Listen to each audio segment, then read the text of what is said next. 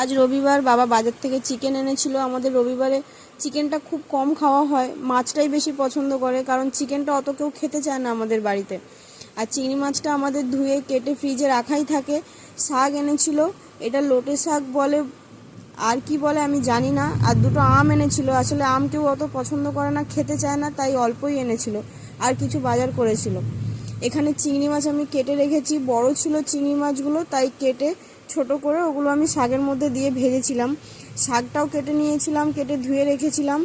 এখানে শাকটা হয়ে গেছে আমার বানানো, আর চিকেনটা আমি বসিয়ে দিয়েছি।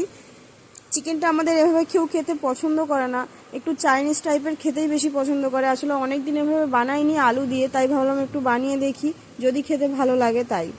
আর আজকে দুপুরে আমাদের মেনু ছিল এটাই, শাক ভাজা আর চিকেন কষা। আসলে টাইম পাইনি কিছু বানানোর, অন্য কিছু, অনেক বেলা হয়ে গেছিলো এটাই বানাতে, তাই।